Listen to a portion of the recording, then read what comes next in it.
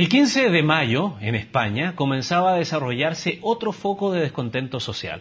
Se trataba de los indignados, quienes con una espontánea acampada en Madrid expandieron este fenómeno a otras ciudades y también a otros países de Europa. Mario Arriagada nos cuenta los detalles.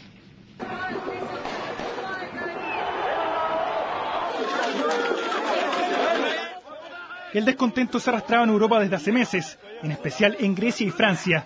Pero no fue hasta el 15 de mayo de 2011 que este sentimiento tomó forma y fuerza.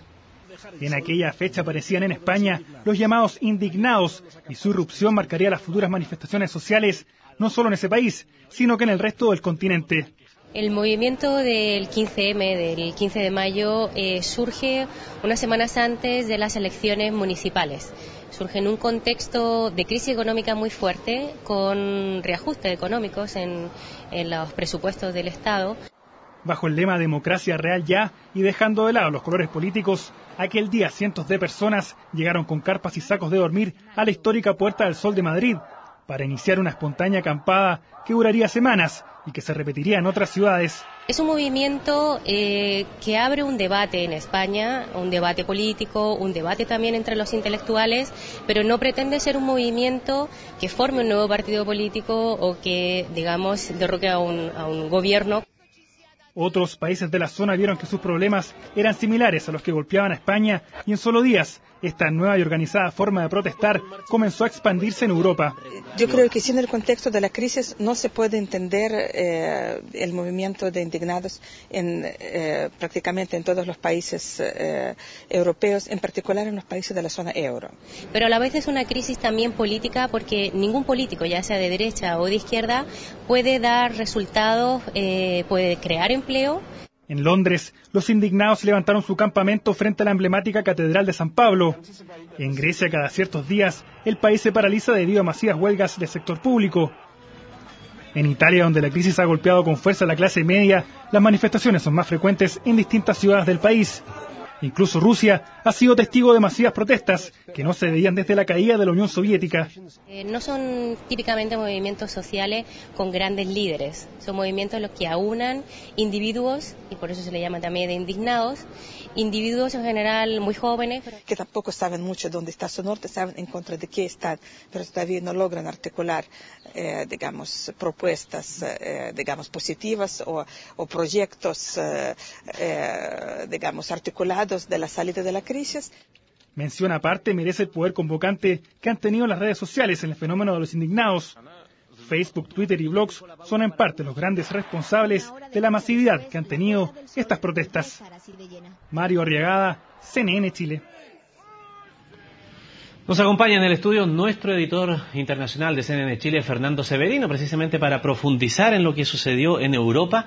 Fernando, hola Ramón, ¿cómo estás? Y el efecto contagio del cual muchos hablan, Esto como si hubiese sido un virus altamente contagioso que partió en un lugar y rápidamente se propagó. Sí, exactamente, y hay una frase que quizás resume muy bien como el sentimiento, sobre todo el que se dio en España, dice, no somos un bien en manos ni de los banqueros ni de los políticos, es decir, hay una manifestación explícita de cuál es el sentido.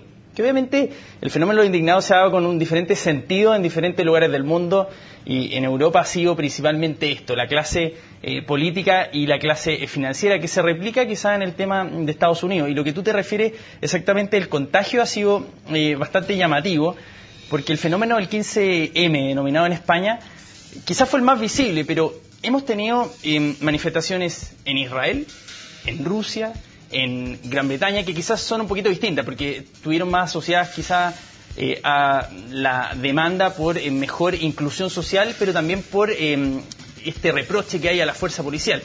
Pero también, obviamente, lo que ocurrió en Grecia, lo que ocurrió quizás no tan fuerte durante este año, pero durante otros periodos, por ejemplo el año pasado y los años anteriores en países como Francia, por el tema del alza en las pensiones o de la edad de jubilación. Es decir, el fenómeno de contagio se ha dado muy potentemente, pero también hay que tener ojo con cómo se ha dado, y lo que mencionaba la nota Mario al final es muy clave. Esto de las redes sociales ha sido muy clave respecto de lo que ha significado el contagio más inmediato, y que obviamente hay que reconocer, eso sí, que el contagio vino desde el mundo árabe. Y el sentido ahí fue distinto, pero el contagio hacia Europa y un poco la manifestación social en términos de aglutinarse en una plaza, como lo que ocurrió en el Zuccotti Park en Estados Unidos o en la Puerta del Sol en España, fue un modelo bastante imitado de lo que ocurrió en la Plaza de Tahrir en Egipto. Es decir, hay un contagio que viene desde esa época y obviamente que Europa ha tenido, Ramón, históricamente protestas. Recordemos después de la caída de la Unión Soviética, todas las protestas pacíficas que significaron la Revolución Naranja en Ucrania, la Revolución de las Rosas en Georgia, que finalmente estaban tratando de buscar cambios, eso sí, netamente políticos. Ahora aparentemente lo que ocurre en Europa son cambios del sistema, no necesariamente solo del sistema político, sino que del sistema y de un estado de bienestar que aparece cada vez más frágil, que aparece cada vez un poco más cuestionado, obviamente. A ver, ¿y si esta sensación a lo mejor estaba allí latente, pero tal vez oculta en un segundo plano, es la crisis económica lo que lo gatilla, lo impulsa, le da fuerza? Exactamente, porque lo que hace esta crisis de la deuda denominada en Europa, que comienza obviamente a develarse luego de la crisis del 2008, que comienza en Estados Unidos. Entonces, esta crisis velada que, por ejemplo, cuando en 2009 el gobierno de Papandreou asume en Grecia, él lo primero que dice, bueno, Grecia está en una crisis, entonces hay que tener ojo con cómo esta crisis se va a desarrollar. Cuando comienza entonces a generarse y a expandirse también en Europa esta sensación de una pérdida de confianza respecto de que, por ejemplo, Grecia va a estar bastante complicada y es parte de la eurozona y una moneda común que comparten 17 países, todos empezaron a decir, ojo que aquí puede que haya un conflicto y una crisis mayor que afecte no solo en este momento a Grecia, sino que a todo el continente. Y esa crisis como de confianza que se generó también respecto de los propios países, es decir, uno miraba para el lado y decía, este país aparentemente no era tan sólido como parecía, y esa crisis que se dio entre los gobiernos se dio también entre los que invierten en esos países. Entonces eso generó obviamente que fuese de a poco creciendo la sensación de que esta crisis de los denominados estados europeos de la eurozona se traspasara también a la población, que empezaron a ver cómo sus gobiernos tuvieron que aplicar medidas de recorte muy estrictos y empezaron a ver trastocado algunos de los beneficios, sobre todo los empleados públicos, que por años habían tenido.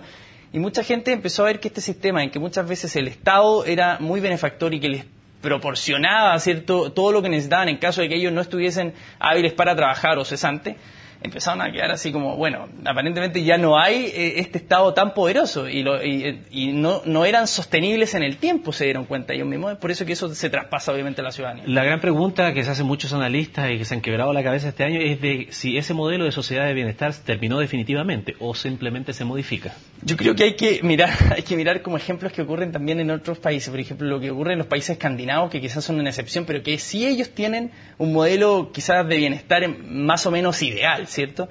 Pero lo que ocurrió en Europa es que hay países que ingresaron a la eurozona y que aparentemente no debiesen haber ingresado, pero se dio una desigualdad muy grande entre los presupuestos que, por ejemplo, tiene Alemania versus el presupuesto que tiene Grecia, y eso no se dio de manera transparente.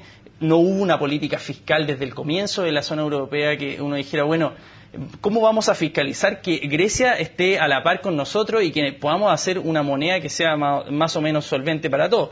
Y obviamente que eso generó las dudas y todo lo que hemos visto hasta ahora, es decir, y la indignación que obviamente ha sido la manifestación de la ciudadanía y no necesariamente de los gobiernos.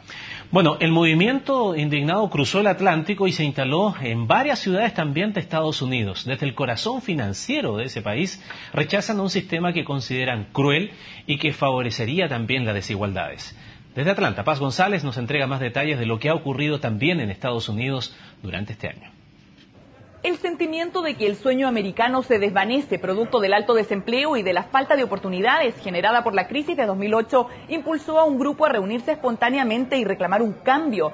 La variante estadounidense de este fenómeno mundial se hizo llamar el 99%.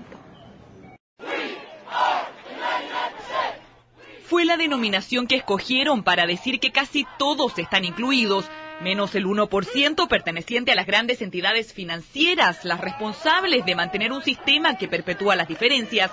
El 17 de septiembre se instalaron en el Parque Zuccotti como el movimiento Ocupa Wall Street, donde llegaron jóvenes y adultos, trabajadores y desempleados, desconocidos y famosos. En toda mi vida jamás había visto un movimiento así, con esta pasión, esta multitud por todo el país. Pronto se expandió por Estados Unidos y consiguió movilizar a decenas de miles de personas. Su reclamo llegó a interrumpir un acto presidencial y logró un espacio en la agenda de la Casa Blanca. Creo que expresa la frustración de los estadounidenses por el daño colateral sufrido a raíz de la mayor crisis desde la Gran Depresión, y porque aún algunos de los mismos que nos llevaron hasta allá siguen actuando irresponsablemente. Denuncias por ruidos molestos, suciedad y violencia en algunos campamentos motivaron los desalojos de las áreas públicas, pero los indignados estadounidenses ya habían entregado el mensaje. No pueden desalojar una idea. Solo porque sacaron las carpas no significa que el movimiento se detendrá. El movimiento no es antiempresarios o anticapitalismo. Todo lo que quieren es un trato justo, condiciones para progresar. Los indignados de la primera economía del mundo se las han arreglado para seguir protestando, mientras continúan las críticas por no tener un liderazgo claro o propuestas definidas, pero algunos creen que ese no es su papel. Eso es lo que hacen los políticos. El rol de la protesta es empapar a la opinión pública y hacerle ver su descontento. Como los abolicionistas de la década de 1830, que no presentaron un plan para abolir la esclavitud. Pero su trabajo fue convencer a la gente de que la esclavitud era un error. Hoy ese error para Ocupa Wall Street sería el sistema político y financiero que a mediados del siglo pasado permitía que los pobres tuvieran el 50% de probabilidades de dejar de serlo, número que está ahora por debajo del 30%, bastante entrado el siglo XXI. El 1% más rico de Estados Unidos ha aumentado sus ingresos 275% en los últimos 30 años, según un informe del Congreso. El 60%, que representa a la clase media, tuvo un incremento del 40% en el mismo periodo de tiempo. Paz González, CNN Chile, Atlanta.